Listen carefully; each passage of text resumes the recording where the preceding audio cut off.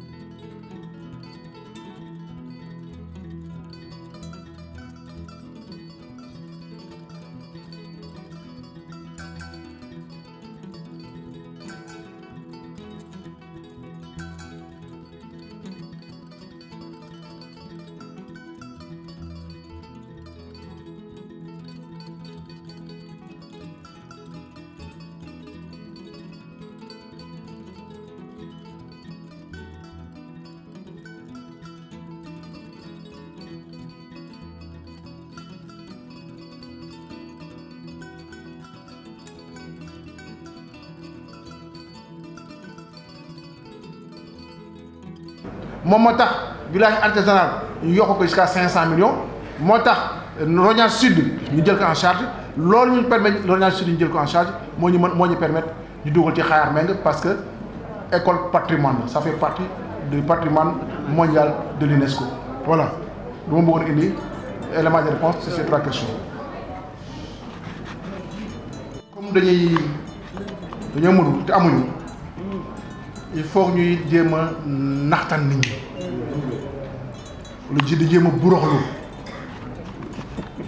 loolu nag mënu fi am. Commune de Saint-Louis, le président de la République Macky Sall benn candidat la muy candidat Benno Bokk Yaakaar marron beige bi nga xam ne man lañ ko dénk man Mansour Faye man Amadou Mansour Faye marron beige mooy bopp fas bi rek mooy woore pucc bi voilà pucc voilà mooy woor pucc du pucc du pucc la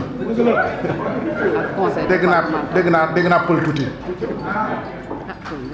conseil départemental kuy jiite la liste de la coalition Benno Bokk Yaakaar c'est maître Moustapha Mbaye président Macky Sall amul fu beneen candidat amul keneen ku fi niru candidat ku mu yabal ku mu neex na ma nga dem tudd tëram yeneen candidat yeneen 7 candidats bu la neexee mën nañu tudd tur président waaye candidat de la coalition Benno Bokk Yaakaar bi nga xam ne président Macky Sall moo ko jiite candidat bi mooy candidat marron beige mburoog chocolat bi voilà te neex mooy Mansour Faye moo ko jiite voilà waaw léegi ci ginnaaw mooy mburoog chocolat xam ne mburoog chocolat moom dafa neex voilà donc loolu moo ci am amul keneen maintenant nag keneen ku bëgg beneen kii bon nga jël sa yoon bon bu la neex nga def ko Ramatoulaye Diop da poser question ci stade Me Babacar le site de stade Me Babacar Sèye ñun dañ ni site bi fu mu nekk tey mënatul nekk stade parce que dafa xat mënuñu ko réserver pour les patrons yi nga xam ni dimanche dañuy jóg way sol seen jogging sol seen affaire ni maa ngi dem mais mënu nekk Ndar amul espace te dañoo bëgg créer ay emploi dañoo bëgg créer de la valeur ajoutée maanaam yokk koom-koomu dëkk bi te site bi dafa placé ci xolu dëkk bi la nekk ñu ne dañ fay def centre d'affaires nag dafa yaatu lu bëri lay ëmb na lu bëri du ma ci dellu si projet booy teg projet il faut nga jël projet am kooku confier ni ko mu doxal la projet bi alors loolu te projet bi c'est un projet de la commune de Saint-Louis du projet Mansour Faye mais commune dafa ma jox mandat pour ma doxal projet bi am naa sañ-sañ seet ku ma wóolu koo xam ne leer na ma ni am na njàng parce que boo demee jaar Harvard am nga référence nekk consultant international am nga référence di liggéey ak maanaam ay de grands experts am nga expérience mën naa ko ni ko seetal ma projet bi pilotel ma projet bi en attendant mais amul benn marché bu ñu joxe parce que marché public dafa am yoon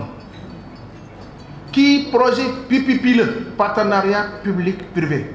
dafa am yoon bu ñuy jaar ay yoon de validation avant ngay egg ci koo koy jox mën nga seet benn entrepreneur benn entreprise ou bien un homme d'affaires wala un promoteur mu bëgg ko war a mën a indi financement bi parce que du koppar yoo xam ni état bi mooy joxe koppar yëpp peut-être état bi du ñu nar a joxe tout la mën joxe mais loolu processus la et ci processus lañ ci nekk processus boobu nag daa ni Amadou Niang mais gérer mu le processus c'est aussi simple que ça amul marché bu ñu signé marché public la signé guñu ko mais par contre dans les travaux préliminaires mën nañu ko confier kenn loolu lañ ko confier daañu dem nag à un moment on va signer un MOU la commune dana signer MOU ak un promoteur boo xam ni am na capacité pour def ko kooku yoon moo ñu ko may bu ñu signer MOU ba pare ñu continuer le processus jaar mise des finances défendre projet bi l'état de kii fournir ay plans ay de comment dire les plans qu'on appelle donc les études techniques les études environnementales loolu yëpp daf ciy bokk am na ay éléments yu bëri nga xam ne da ciy bokk avant ngay egg à la fin du processus donc foofu lañ toll le marché boo xam ni Mansour Faye dafa yeewu joxe déedéet joxe gu ma dara mënu ma joxe aw ma capacité pour joxe c'est la commune qui va signer benn MOU pour que ñu mën a dérouler le processus bëgg nañu mu gaaw et dans le processus on peut trouver ay mécanismes pour peut-être def ay aménagements mën a nekk tout ça mën a nekk mais on est là-dedans mais joxewuñ ko wax dëgg yàlla képp war a joxe ne que kenn joxewu ko j'ai confié le projet à Amadou Niang parce que j'ai confiance en lui xam naa ne am na capacité pour conduire le projet foofu la ñu tolloo ko en attendant ñu signer le processus. Alors pour transport élèves moi je suis en train de voir avec effectivement CETUD dans le cadre d'AFTU comment renforcer en relation avec les transporteurs les bus pour ñu xool nu ñu mënee accompagner les élèves wute leen ñu def ay tarifs préférentiels parce que mënuñu ko gàddu am na ku ko fi jéemoon dem indi ay bus yoo xam ni amul assurance amuñu avenir on a dit on arrête ça ba ne bëgg concurrencer les transporteurs j'ai dit je ne le ferai pas je concurrence pas les transporteurs du mu dugal ay doomu jàmbur ci bus yoo xam ne amul assurance bus yoo xam ne dañoo màggat du ma ko def donc ñu jiital les transporteurs aujourd'hui Bango mais ñu ngi transporter les élèves à des coûts yoo xam ne subventionnés par la commune période test la woon bu ñu duggee année bii di ñëw mais dañ koy généraliser def ay des transporteurs ñuy jël des bus dédiés aux élèves ñuy fay maanaam un tarif préférentiel parce que élèves yi effectivement il faut ñu yombal leen loolu parce que jàng bee tax donc vraiment ça c'est prévu en 2022 pour faciliter le transport des élèves on va renforcer le parc j'ai la capacité de renforcer l'équipe parce que le transport dépend du ministère des infrastructures et des transports terrestres mën naa fexe ba indi une cinquantaine de bus yoo xam ni renforcer le transport et qui va prendre en charge le transport des élèves ça vraiment loolu lañ ci def alors Gambie vous posez na ay questions mais vous savez man du mu nekkuma koo xam ne damay dellu ginnaaw parce que avant ñuy jël ay mesures dañ ciy waxtaan mosuma jël une mesure unilatérale du ma ko def parce que xel motuma bala ñuy jël maanaam ay mesures dañuy waxtaan suñu biir les édifices effectivement on va arriver à un moment les édifices dañ leen tuddee ay doomu daal yu valeureux ak d'autres personnes que ce soit Golbert Diagne que ce soit maanaam Macky Sall ou que ce soit d'autres personnes yoo xam ne mën nañu apporter vraiment mën nañ xam seen liggéey yu ñuy defal fii ci Ndar mën nañ leen tuddee tout mais dafa c'est-à-dire on a tellement de choses à faire qu'on n'a pas eu le temps de s'en occuper pour période bi mais dañ koy defee bu neexee yàlla nu ñu koy defee dañ ci waxtaan nag xëy na mën nañ élargir la concertation mën na nekk parce qu'il y aura un comité consultatif qu'on mettra en place pour mën a élargir waxtaan yi doomu Ndar yëpp mën cee bokk mais waxuma de nihilistes ñu nga xam ne fële nañu toog amuñu palto amuñu place gooruñu yàttuñu liggéeyuñu dara ñu ñuy tere liggéey man du ma nangu ku ma tere liggéey bu fekkee intérêt askan bi ma jóg mais du ma leen sax déglu ñu may déglu mooy ñu am maana ñu nga xam ne mën nañoo apporter quelque chose mais koo xam ne sa xeer nga yore jol ko sa saako ba mu fees dell wala amee sa xor sax amatul ndar foofu ay xeer la ñu yore di sànni mais boo sànnee dañuy sëgg mu dal mais duñu gaañ bi parce que intérêt dëkk bi moo ñu ñaar man intérêt Saint-Louis moo ma ñor lu leneen te dinaay waxtaan ak ñu ma war a waxtaanal ñi nga xam ne intérêt Ndar moo leen tax a jóg pas yàq Ndar mais intérêt Ndar moo tax a jóg mairie bi ñu ma koy wax léegi man jël pour salaire je n'ai jamais pris un seul franc de la commune ni salaire ni carburant ni véhicule soxlawuma ko mosuma fay mairie mosuma fayal billet voyage au contraire su ma àndee ñu may àndal de visionnaire rek man maa leen doon jàppale ci voyage bi et je le fais pour Saint-Louis donc ci toog fii seen dërëm demul ci Ndar mais duñ ma tere liggéey du ma ko nangu je le ferai jamais voilà donc loolu laa ci mën a wax daañu ci continuer et y a le deuxième pont mais le deuxième pont en réalité la man toog nag fii le président directeur général de la SFI mooy la banque financière bu nekk banque mondiale te mu nekk doomu Ndar Makhtar Diop ma ne ko pour Saint-Louis il faut nga accompagner ñu pour ñu am un deuxième pont mais on a commencé l'instruction banque mondiale ça va prendre 1 an 2 ans aujourd'hui le pont dañ ko dugal dans les priorités au niveau des infrastructures et AGEROUTE va faire les études pour le deuxième pont et le deuxième pont day nekk un pont important mais ce sera un pont à péage parce que projet privé lañ koy def pont péage bu jógee fële ginnaaw Dogol ñëw Pointe Sud continuer dem Guet Ndar Et c'est ça qui est retenu pour, en tout cas, le projet du second pont de Saint-Louis. On va travailler là-dessus. Peut-être, du mois de 2022 de notre Tambali, mais si on peut le démarrer en 2023, effectivement, on le fera. Mais nécessitez-le pour dar un deuxième pont. Aujourd'hui, le pont fédéral, nous sommes saturés. Mais vous savez, vous prenez le def. Vous devez ouvrir le calé, le def. Mais ce n'est pas normal, une ville comme Saint-Louis a un seul pont pour traverser le grand bras du fleuve. Risque-le. C'est un grand risque. À l'époque, en son temps, on a bien bateau pour Kumbukon. Je ne sais pas, les jeunes là, on a bien bateau pour Kumbukon. Tu vois, et mon bloqué pont. Ouais, donc, ndar nécessité pour moi un second pont. Moi, si nous voulons les infrastructures, la première chose que je fais, mais on est le président de la République. Et on est dans l'instruction pour effectivement le deuxième pont de Saint-Louis qui sera un pont à péage. Comme Abidjan, nous avons un pont à péage. Ndar, son second pont, nous avons donné un pont à péage. Founioun pont à péage, Marsa, son pont à péage. Donc le deuxième pont de Saint-Louis sera un pont de péage. De préserver le pont fédéral parce que partiellement là, mais aussi de nous permettre une bonne circulation